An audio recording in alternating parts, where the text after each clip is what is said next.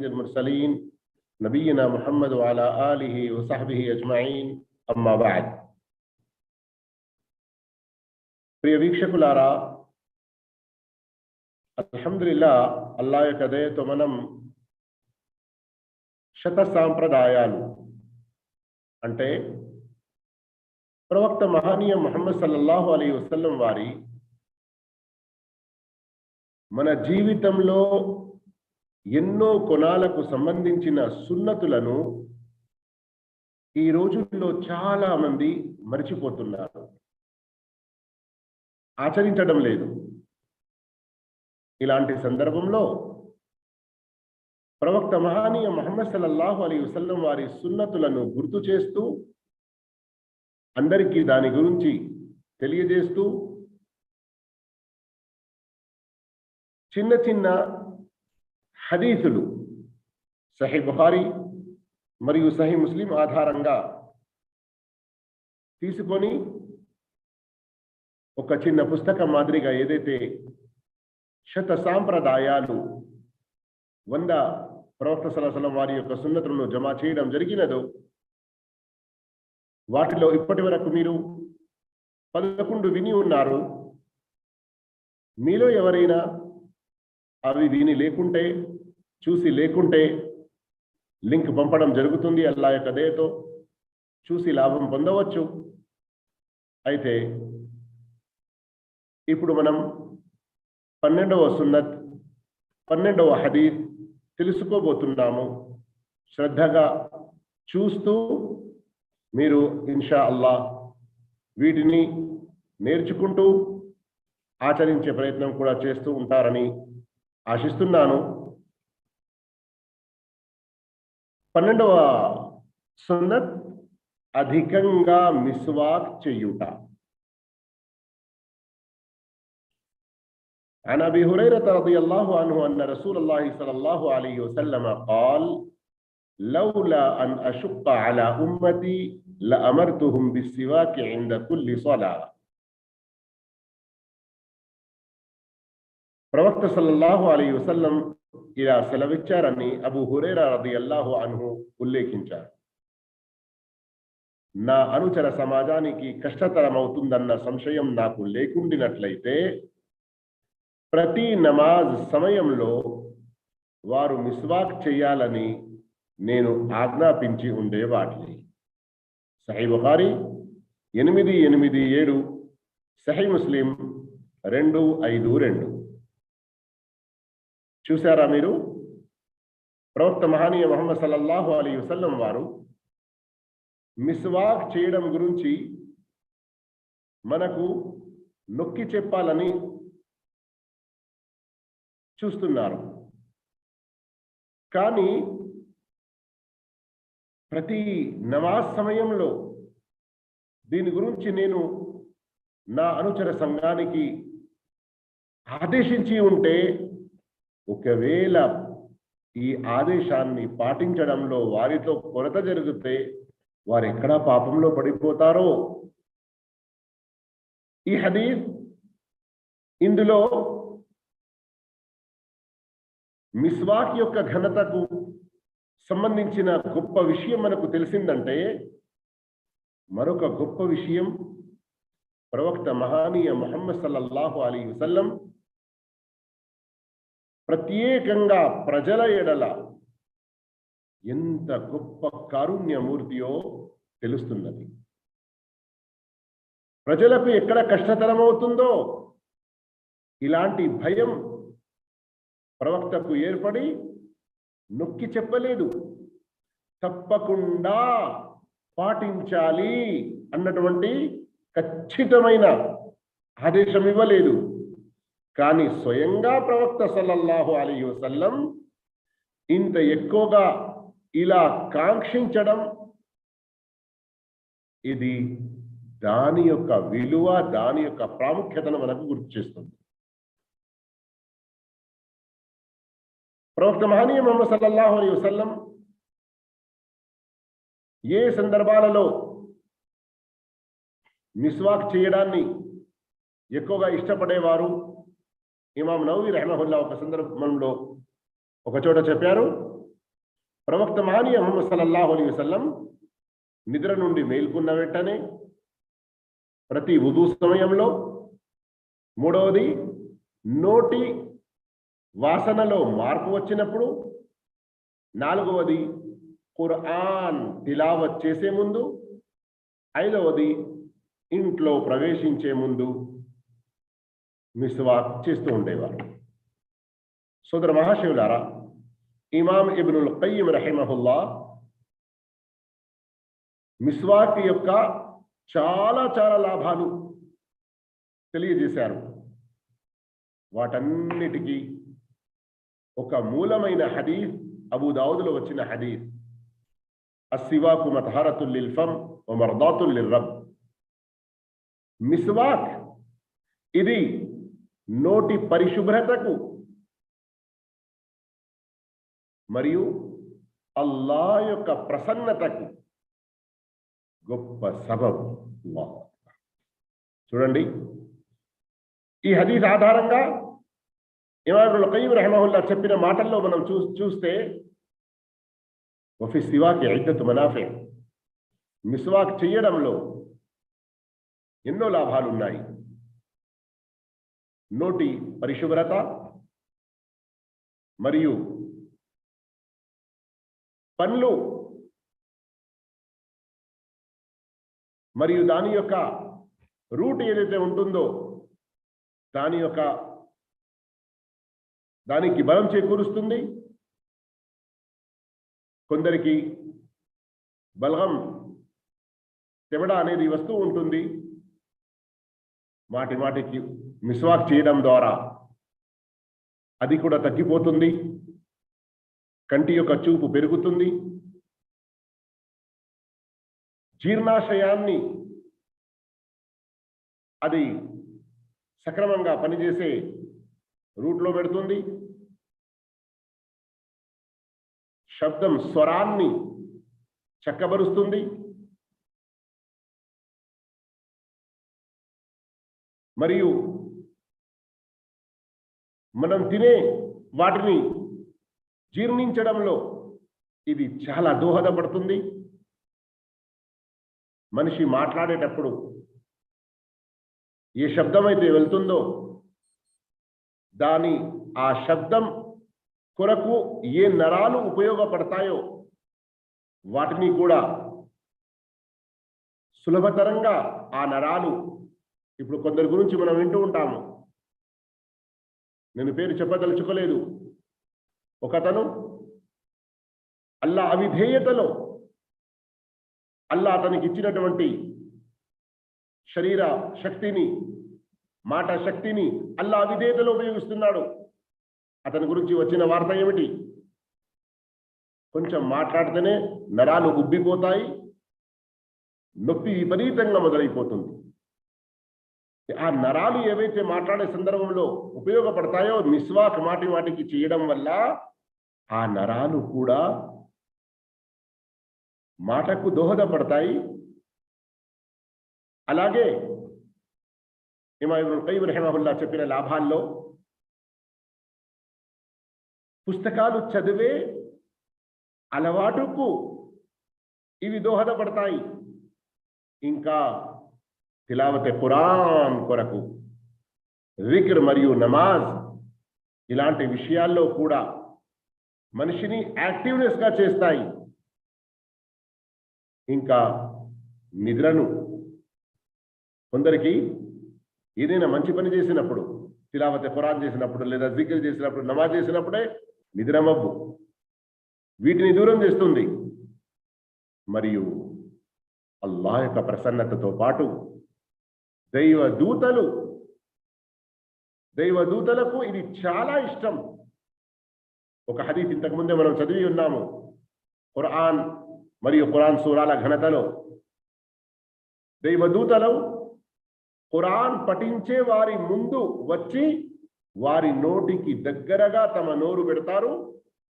వారు చదివే అటువంటి ప్రతి ఖురాన్ పలుకు దైవదూతల నోట్లోకి వెళ్తుంది అని. ఇంకా ఇమాం ఖయ్యిమ్ రహిమహుల్లా చెప్పారు, మిస్వాక్ ద్వారా పుణ్యాలు కూడా చాలా పెరుగుతాయని. పుణ్యాలు కూడా చాలా పెరుగుతూ ఉంటాయి. ఇక రండి సోదర మహాశయులారా, 13వ హదీస్ మనం తెలుసుకుందాము. అత్తబ్కీరు ఇలల్ మస్జిద్, శీఘ్రముగా త్వరగా మస్జిద్కు వెళ్ళడం. عن أبي هريرة رضي الله عنه قال قال رسول الله صلى الله عليه وسلم لو يعلمون ما في التهجير أي التبكير لاستبقوا إليه. ప్రవక్త సల్లల్లాహు అలైహి వసల్లం ఉపదేశించారని అబూ హురైరా రలియల్లాహు అన్హు ఉల్లేఖించారు.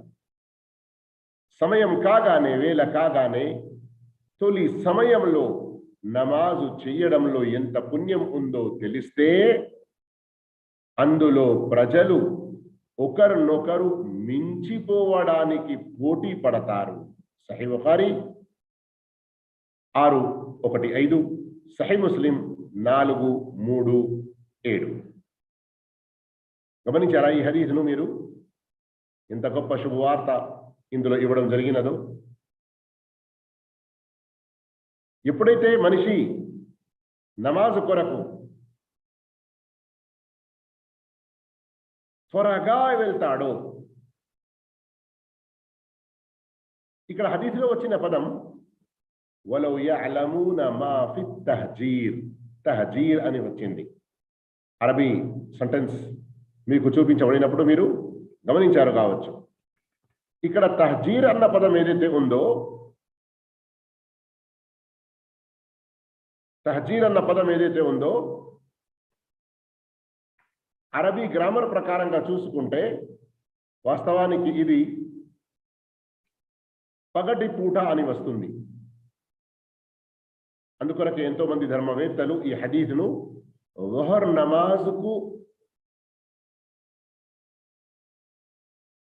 ज़ुహర్ నమాజ్ కొరకు మస్జిద్కు వెళ్ళే ఘనతలో కూడా దీనిని ప్రస్తావిస్తారు. మరొక చిన్న వీడియో క్లిప్ ఇంతకుముందు మన వాట్సాప్ గ్రూపుల్లో షేర్ చేయడం జరిగింది. అలాగే మన జీడీకే నసీర్ యూట్యూబ్ ఛానల్లో కూడా ఉంది, మీరు చూసి ఉండవచ్చును. పగటి పూట మధ్యాహ్నం ज़ుహర్ నమాజుకు వెళ్తూ కారే చెమట చాలా ఎక్కువ ఘనత గలది తరావీలో కారే కన్నీరు కంటే.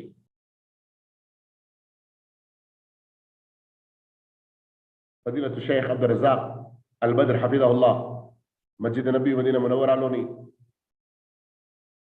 అక్కడి గురువుల్లో, అక్కడ దర్స్ ఇచ్చే ముదరిసీన్లో ఒకరు, మరియు జామియా ఇస్లామియా ఇస్లామిక్ యూనివర్సిటీ మదీనాలోని ఒక ప్రొఫెసర్, ఆయన ఈ మాట చెప్పారు తమ యొక్క ప్రసంగంలో. మధ్యాహ్నం ఏ చెమట కారుతుందో నీవు ज़ुहర్ నమాజ్కు వెళ్తూ, అది రాత్రి తరావీలో కారే కన్నీరు కంటే ఎక్కువ ఘనత గలది. ఎందుకంటే ज़ుహర్ నమాజ్కు వెళ్ళడం ఇది విధి, ఫరద్. తరావీ నమాజ్ అన్నది అది నఫిల్, సున్నత్ ముఅక్కదాలో వస్తుంది. కానీ ఇక్కడ ఫత్హుల్ బారీ బుఖారీ యొక్క వ్యాఖ్యానం, అందులో హాఫిజ్ ఇబ్న్ హజర్ అస్కలాని రహిమహుల్లాహ్ చెప్పారు, ప్రత్యేకంగా ज़ుహర్ నమాజ్ కానీ ఇతర నమాజుల యొక్క ఘనత కూడా ఇందులో చాలా గొప్పగా ఉంది. ఏంటి విషయం? మనలో ఎక్కువ మంది అలవాటు ఏముంటుంది, ఇప్పుడే అసలు అయింది కదా, అరే ఇమాం సాబ్ వచ్చి ఇఖామత్ చెప్పడంలో ఇంకా 15 నిమిషాలు ఉంది కదా, ఇప్పుడే ఇఖామత్ అయింది కదా, ఈ ఇమాం సాబ్ అయితే చాలా దీర్ఘంగా నమాజ్ చెప్పిస్తారు, సలాం తింపేకి ముందు కూడా పోతే మనకు జమాత్ దొరుకుద్ది. ఇలా ఆలస్యం చేయకూడదు. త్వరగా సమయం అయిన వెంటనే వెళ్ళాలి. ఇక్కడ నాకు సలఫే సాలిహీన్లోని ఒకరి మాట గుర్తుకు వస్తుంది. ఏమంటారు? అజాన్ అశ్రద్ధగా ఉన్న వారికి గుర్తు చేయడానికి నీవు అల్లా యొక్క స్వచ్ఛమైన విధేయుని వంటే అజాన్ కంటే ముందే మస్జిద్కు వచ్చేసి జమాత్తో నమాజ్ చేసుకోవడానికి. చూడండి ఎలా ఉండిందో వారి యొక్క కాంక్ష, జమాత్ యొక్క నమాజ్ పొందడానికి. మరియు వాస్తవానికి అల్లాహ్ యొక్క దయ వల్ల ఈ నమాజ్ విషయంలో ఇక్కడ సౌదీ అరబ్లోని ఎన్నో మసీదులలో వయోవృద్ధులు, నడిచే శక్తి లేని వారు రెండు కర్రల మీద, లేదా ఈ రోజుల్లో ఒక వాకర్ అని ఈ విధంగా రౌండ్ ఈ షేప్లో ఉంటుంది, దాని మీద టేక తీసుకొని మెల్లమెల్లిగా వచ్చి జమాత్లో హాజరవుతారు. అల్లాహు అక్బర్. సోదర మహాశివులారా, నమాజ్ కొరకు త్వరగా మస్జిద్కి రావడం ఇది విశ్వాసుల ఉత్తమ గుణం. మరియు నమాజులో హాజరవుతున్నారు కానీ బద్ధకంగా, చాలా ఆలస్యంగా, ఇది కపట విశ్వాసుల గుణం అని సూరతుల్ నిసా మరియు సూరతుల్ మాయిదాలో కూడా చెప్పడం జరిగింది.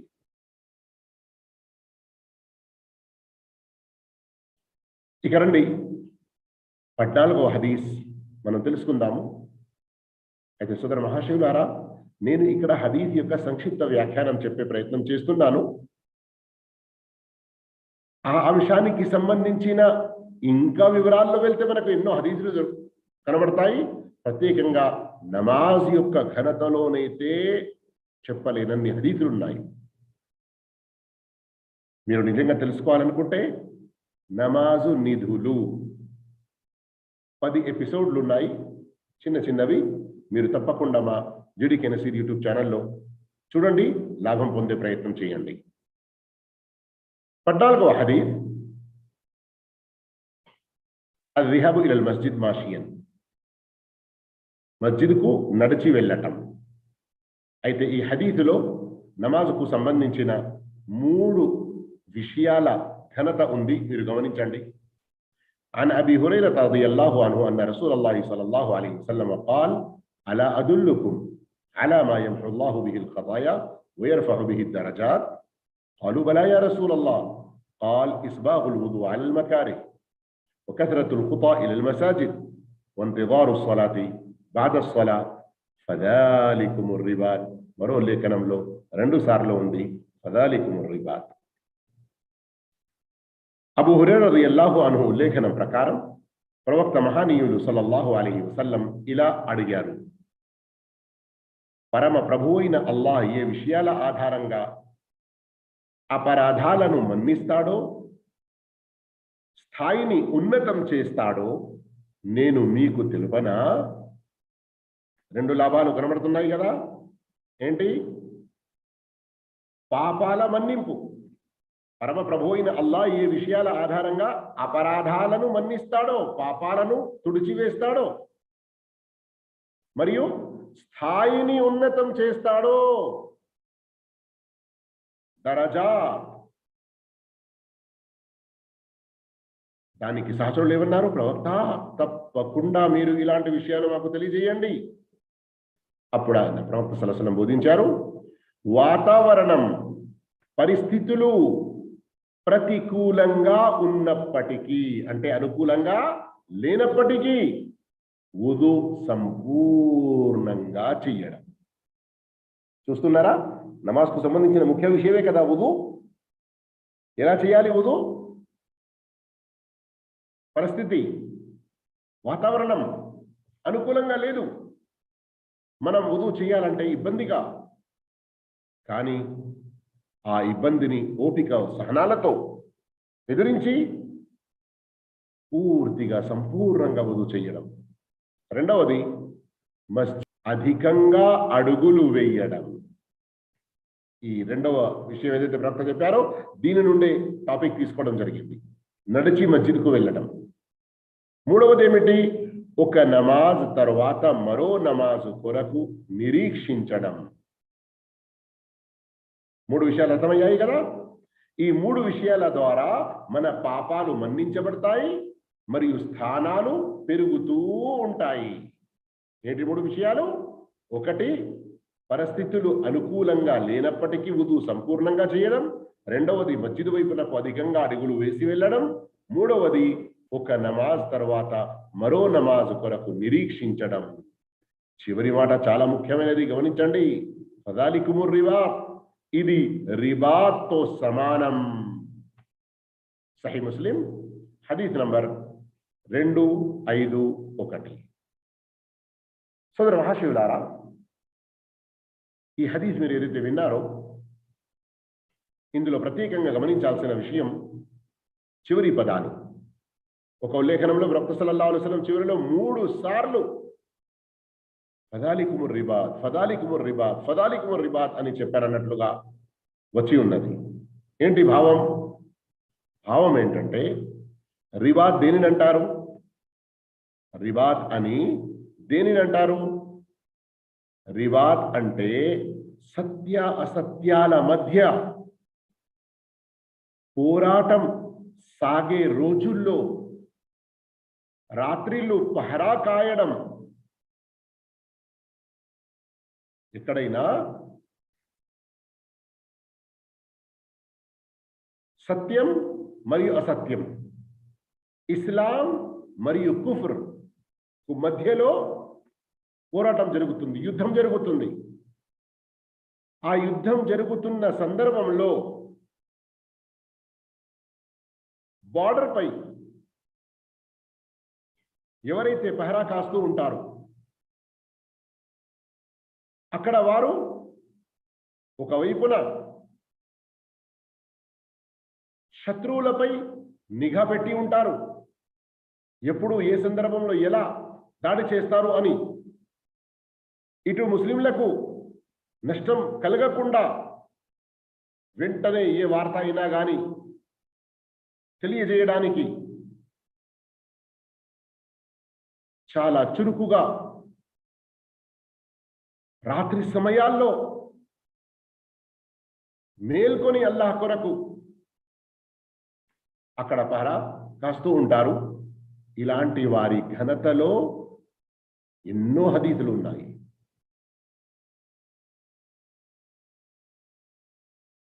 అలాంటి వారి పై నరకం నిషిద్ధం చేయబడింది అని కూడా హదీసులో వచ్చి ఉంది. ఈ పదాల యొక్క వివరణ మీరు సహీ బుఖారీ యొక్క వ్యాఖ్యానం ఫతుల్ వారిలో చూసారంటే ఎంత గొప్ప విషయం తెలుస్తుందంటే, ఇస్లాం ధర్మం కారణంగా ముస్లింలపై శత్రువులు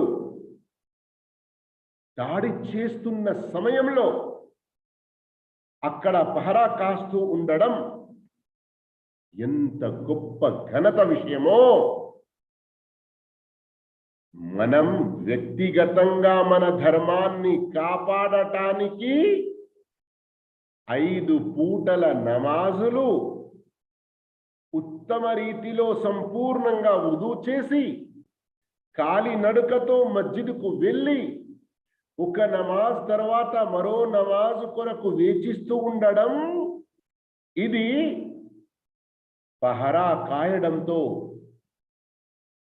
సమానం.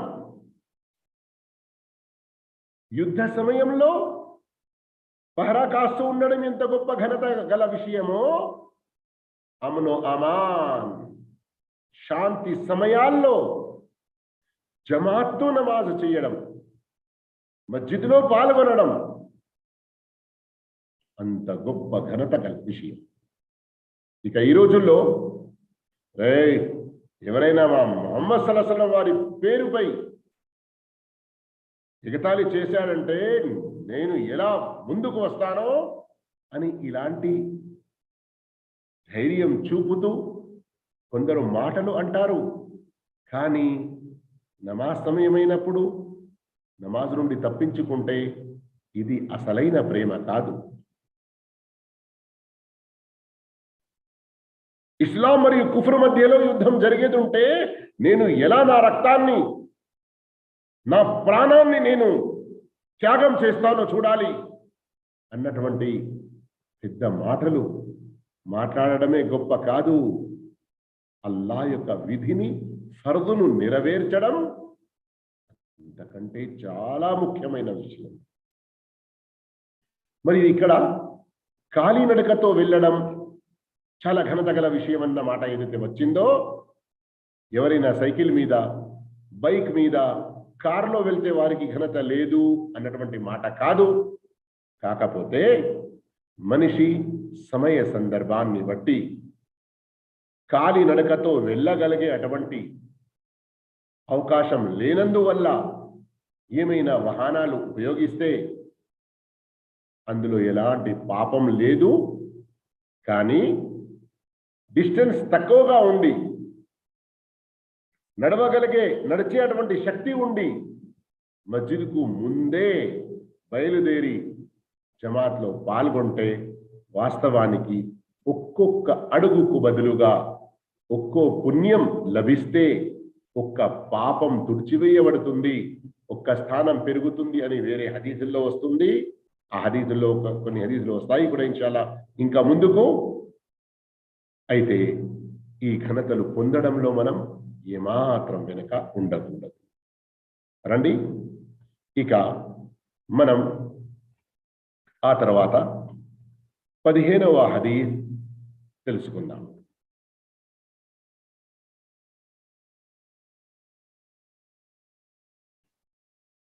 عن أبي هريرة رضي الله عنه قال سمعت رسول الله صلى الله عليه وسلم يقول إذا أقيمت الصلاة فلا تأتوها تسعون وأتوها تمشون وعليكم السكينة فما أدركتم فصلوا وما فاتكم فأتموا.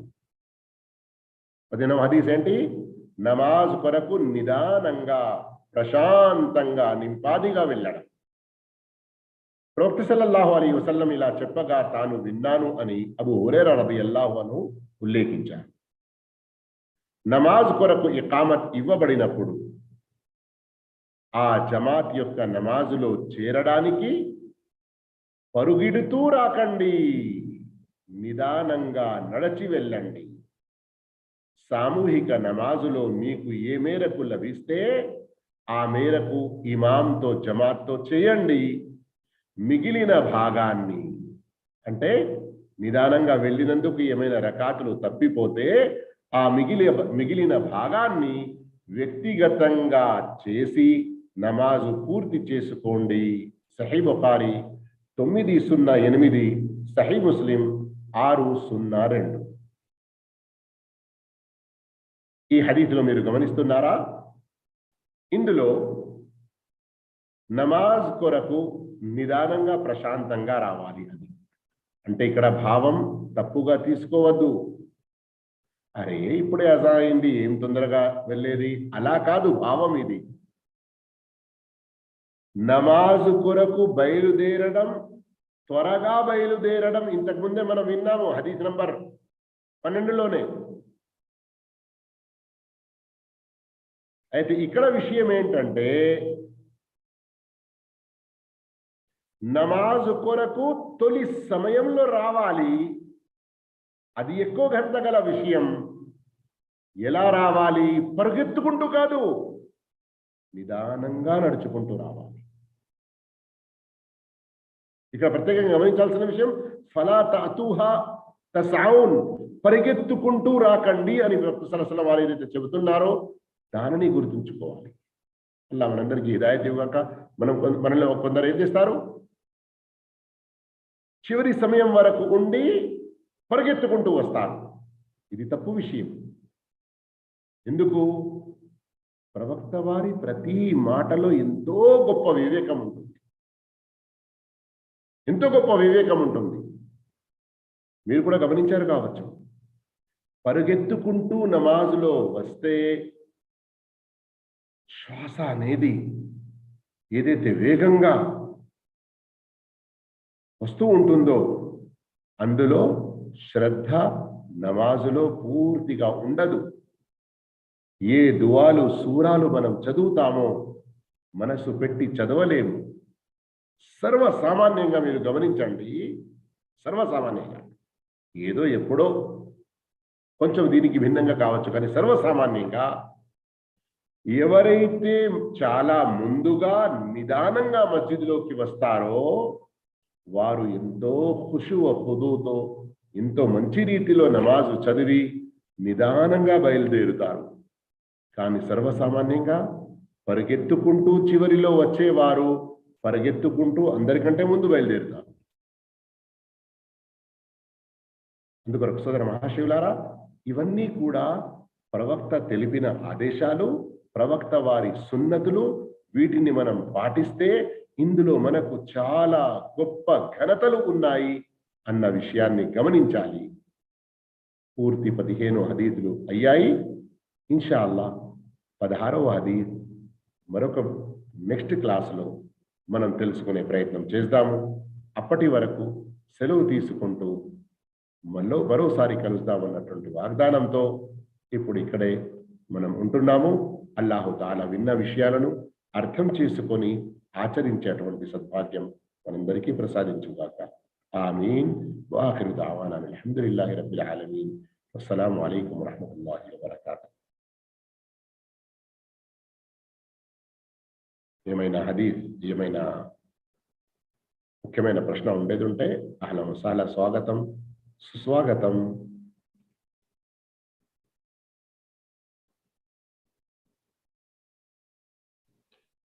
ఈరోజు ఎన్ని పూర్తి చేశారు షేక్? 15 పూర్తయింది. 15, 13, 14, 15 4 హదీసులు అనుకోండి. ఇన్షాల్లా. జజాకల్లాహ్. సోదరు మహాశివులారా, ఇక వచ్చే ప్రతి బుధవారం మరియు ఆదివారం ఇన్షా అల్లా గురుగారు కొన్ని హదీసులు మన ముందు వివరిస్తారు. షేక్ గారు ఏవైతే పుస్తకాలు రాశారో దాని యొక్క దర్స్ కొనసాగుతూ ఉంటుంది ఇన్షా అల్లా. మీకు నోట్స్ కూడా ఇవ్వడం జరుగుతుంది, దానితో పాటు దర్స్ కూడా జరుగుతుంది. కాబట్టి మీరందరూ కూడా అధిక సంఖ్యలో హాజరవ్వండి. ఇక ముగిద్దాం సార్, ఇప్పుడు బయటికి వెళ్ళాల్సి. బారకల్లాహు ఫీకుం. సుబ్హానకల్లాహుమ్మ వబిహమ్దిక అష్హదు అన్ లా ఇలాహా ఇల్లా అంత అస్తగ్ఫిరుక. మాట్లాడండి, చెప్పండి. అడి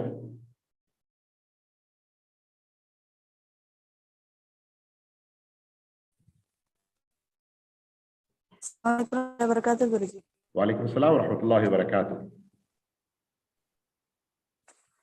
ఒక చిన్న డౌట్ అండి. ఇప్పుడు చెప్పేటువంటి మ్యాటర్ కాదు. ఇప్పుడు నమాజ్ చేస్తాం కదా, నమాజ్ చేసిన తర్వాత అందరూ కూడా అక్కడ కూర్చున్నటువంటి వ్యక్తులందరితో కూడా అక్కడ ఉన్నటువంటి ఆలిం ఏదైతే ఉందో ఆమెను కూర్చోబెట్టి మా కోసం ఇవాళ ఈ తాకరతలో మంచి దువా చేయండి, దువా చేయడం వల్ల మాకు దువా చేసేటువంటి పద్ధతి కూడా వస్తుంది అని చెప్పేసి ఒక దువా అన్నది చేపిస్తున్నారండి. అందరూ ఆమె దువా చేస్తుంటే వీళ్ళందరూ కూడా ఆమీన్ ఆమీన్ అంటున్నారు. ఇది అబూ దౌద్ యొక్క హదీస్ ప్రకారంగా లేదు అని అన్నాను నేను. ఇది కరెక్ట్ అంటారా లేదా ఎలా దువా చేస్తారా? ఎప్పుడైనా ఎవరికైనా ఏదైనా సందర్భం ఏర్పడింది, ఉదాహరణకు ఇప్పుడు ఇక్కడ మనం ఆన్లైన్లో ఒక చోట సమావేశమై ఉన్నాము. మీరు స్త్రీలు ఏదైనా ఇంట్లో సమావేశమయ్యాయి ఉన్నారు అనుకోండి. ఫలానా వారు అనారోగ్యంగా ఉన్నారు, ఫలానా వారికి ఒక పెద్ద సమస్య వచ్చింది, కొంచెం దువా చేయండి అంటే అక్కడికక్కడే సంక్షిప్తంగా అల్హమ్దులిల్లాహ్ వస్సలాతు వస్సలాము రసూలుల్లాహ్, అల్లాహు తాలా ఆయనకు ఆరోగ్యం ప్రసాదించుగాక, అల్లాహుమ్మా అద్హిబిల్ బాస్ రబ్బన్నా ఇష్ఫీ అంత షాఫీ, లేదా ఇంకా వేరే ఏదైనా సమస్య ఉండేది ఉంటే దానికి ప్రత్యేకంగా ఒక దువా చేశారు, ఇబ్బంది ఏం లేదు. కానీ కొందరు దీనిని ఒక అలవాటుగా చేసుకుంటారు. ప్రతి సమావేశం చివరిలో అయ్యో దువా చేయలేదు కదా, అయ్యో మన సమావేశం పూర్తి కాలేదు, మనం ఇంకా ఏదో కొరత ఉన్నది, ఈ విధంగా భావిస్తారు. అయితే అలా భావించకూడదు. ఇన్షా అల్లా అల్లా యొక్క దయతో వారి యొక్క ఆ సమావేశం పూర్తి అయినట్లే, ఆ క్లాస్ పూర్తి అయినట్లే దువా ఈ విధంగా ఇజ్తిమాయి ఏకంగా ప్రతిసారి ఒక అలవాటుగా చేసుకోవడం మంచి విషయం, అంటే సున్నత్లో వచ్చిన విషయం కాదు. కాకపోతే సమావేశ చివరిలో సుబ్హానకల్లాహుమ్మ వబిహమ్దిక అష్హదు అల్లా ఇలాహా ఇల్లా అంత అస్తగ్ఫిరుక వ అతూబు ఇలైక్, ఇది ప్రవక్త సల్లల్లాహు అలైహి వసల్లంతో రుజువై ఉన్నది. ఇది ప్రతి ఒక్కరూ విడివిడిగా చదువుకోవాలి. ఎప్పుడైనా నేర్పడానికి చదివించారు ఒకసారి 2 సార్లు, అభ్యంతరం లేదు. రియాల్ గారు. గురువు గారు, అస్సలాము అలైకుం వరహ్మతుల్లాహి వబరకాతుహు. వాలేకుం అస్సలాం వరహ్మతుల్లాహి వబరకాతుహు. మాట్లాడండి.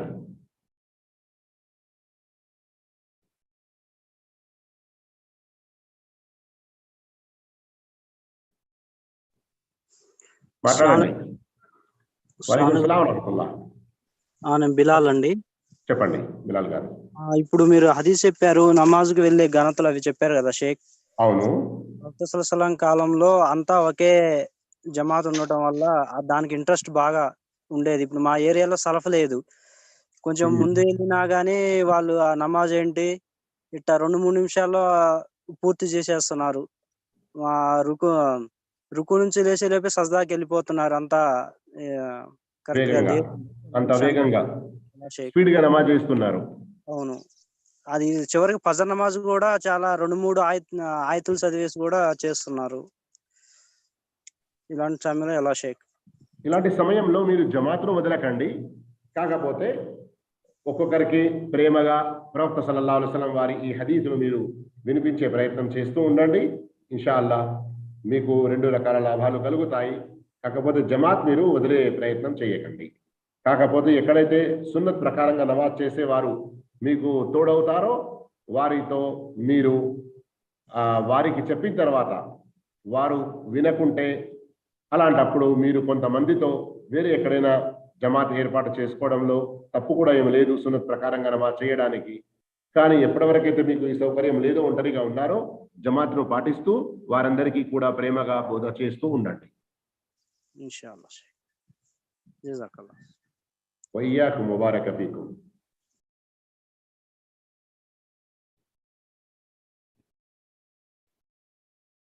సరే మంచిది. బారకల్లాహు ఫీకుం. జజాకుముల్లాహు ఖైరా. సుబ్హానకల్లాహుమ్మ వబిహమ్దిక్ అష్హదు అన్ లా ఇలాహ ఇల్లా అంత అస్తగ్ఫిరుక వ అతూబు ఇలైక్. వస్సలాము అలైకుం వరహ్మతుల్లాహి వబరకాతుహు.